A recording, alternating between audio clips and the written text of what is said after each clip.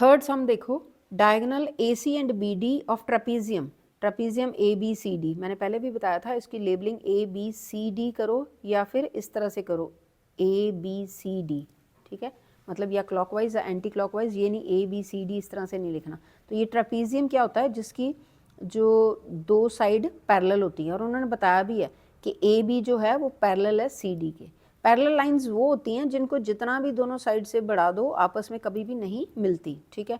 तो ये दो साइड्स, और होता क्या है ये क्वाड्रिलेटरल, क्वाड्रिलेटरल मतलब चार साइडों वाला, ठीक है।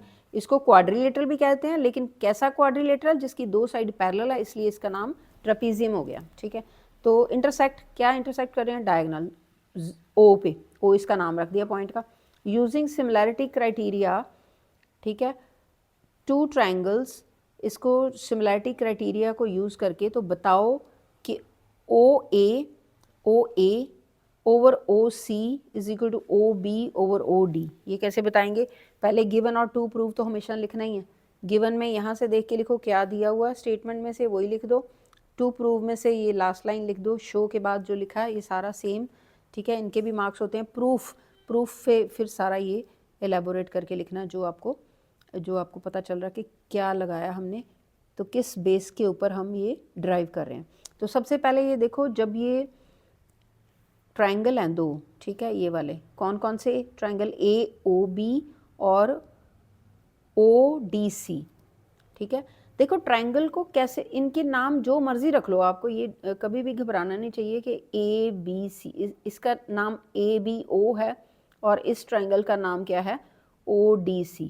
तो ट्रायंगल के नाम AOB भी बोल देते हैं, तो इसको इधर से भी लिख सकते हैं BOA, ठीक है, और ट्रायंगल OAB भी बोल देते हैं जब ट्रायंगल की बात आती है, ठीक है।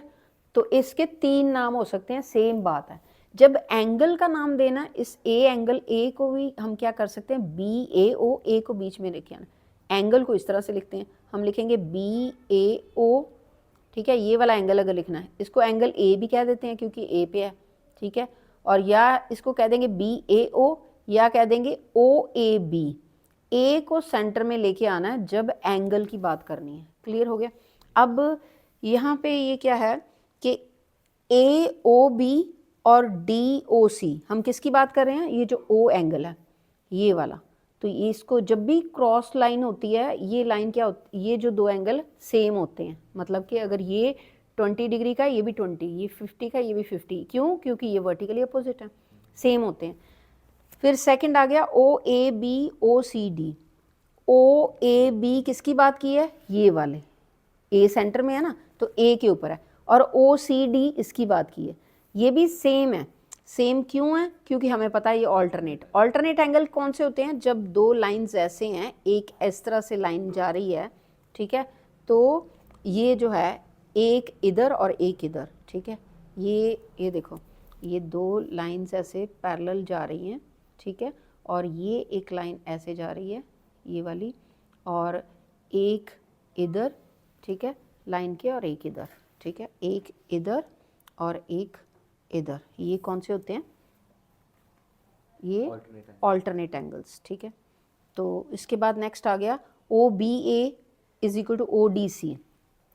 OBA तो ODC, ये कौन सा एंगल है, B पे है एक, ये वाला, और एक D पे है, ये वाला, तो ये भी है ऑल्टरनेट।